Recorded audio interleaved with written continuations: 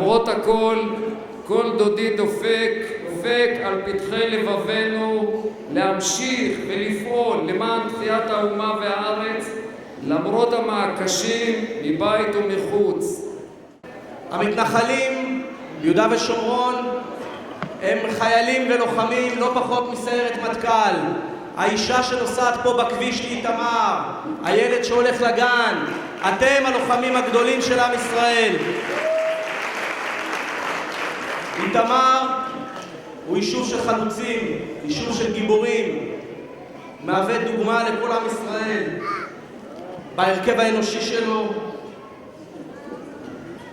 בגבעות, בפרויקטים המיוחדים שיש כאן, וכן, גם בקדושים.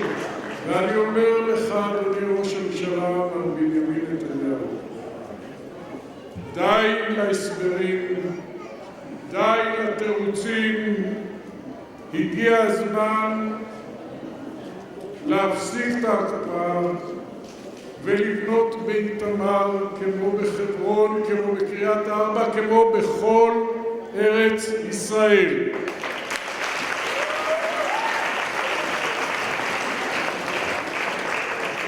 חוסר בנייה מתפרש חס וחלילה כפרס לטרור.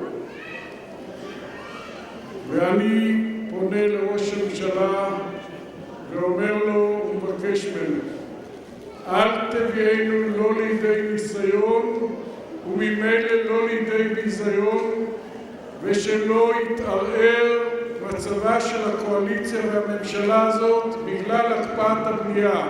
תתחיל לבנות. והערב הזה הוא ערב של הצדעה למוסרי נפשם על קידוש השם, לא רק במותם, אלא כפי שאמר הרב אבירם, גם בחייהם. אלה שמקדשים שם שמיים בחיים, ביום יום, בשעה שעה, ועולים במשעולים האלה, ומקיימים את הפסוק של אותו ירמיהו ל"א, עוד תטעי כרמים בהרי שומרון, נטעו נוטעים וחילנו. אותו פרק של רחל מבכה על בניה מתקיים פה בזכותכם ועל ידכם יום יום. לא היה עם שנרדף כמונו, לא היה מקום בעולם שלא נרדפנו, לא היה עם בעולם שלא רדף אותנו, לא הייתה איזו תקופה שהיינו יושבים על זה לדפנה בהשקט ושבת. יגענו ולא הונח לנו, אויבינו פיזרונו פזר גדול שאין כמותו, אין לו דוגמה בעולם, אין מקום שלא הגענו, ואנחנו עומדים על עומדנו, ואנחנו מחזיקים מעמד, ואנחנו ממשיכים עם היישוב הקדוש הזה איתמר, חוגג היום את החג הגדול הזה בשירה, בזמרה, בשמחה, בדברי תורה. זו התשובה הכי גדולה.